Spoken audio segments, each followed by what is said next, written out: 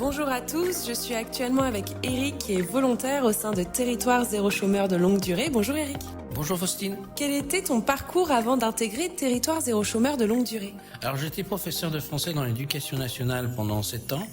Et ensuite, je me suis cherché à faire une reconversion professionnelle dans le domaine de l'audiovisuel, du cinéma, du théâtre, de la mise en scène. Alors j'ai essayé de créer une entreprise autour de la publicité et de tout ce qui est film institutionnel. Ça a moyennement marché, donc je me suis retrouvé un peu au chômage. Et donc voilà, c'est comme ça que j'ai rencontré Zéro Chômeur. Moi, je suis quelqu'un qui est absolument passionné par tout ce qui est mise en scène, théâtre, cinéma, littérature, surtout, oui, grandement de littérature. Voilà, donc j'espère arriver à concilier mes idéaux et le travail. Oui, parce que c'est vrai que tu as plein d'idées, toi tu as plein de projets et c'est vrai que tu pourrais apporter énormément au sein d'une entreprise à but d'emploi. Oui, tout à fait, d'autant plus que ce que j'aime bien dans l'idée d'entreprise à but d'emploi, c'est que c'est un petit peu le contraire de l'entreprise ordinaire. C'est vraiment un objectif humain. Qu'est-ce qui t'a motivé à rejoindre le projet? C'est vraiment cette dimension humaniste qui me motive à rejoindre le projet. C'est-à-dire que j'ai pas envie de participer à une société, disons le mot, capitaliste, et j'ai plutôt envie de participer à une société humaine, fondée plus sur les valeurs de ce que les gens ont besoin et non pas de ce que les capitales a besoin. Quel moment clé en tant que volontaire t'a marqué? Moi, le moment clé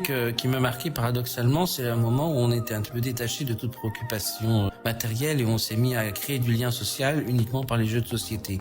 À un moment, on a joué au domino et ça pouvait paraître un peu futile, mais en fait pas du tout, parce que ça nous a vraiment permis de créer du lien social et de nous rencontrer. Comment vois-tu la suite? La suite, principalement, moi, j'espère créer une entreprise à but d'emploi autour du secteur culturel, parce que le quartier du Grand Parc, il n'y a plus de librairie depuis des années, et je trouve ça fort dommage.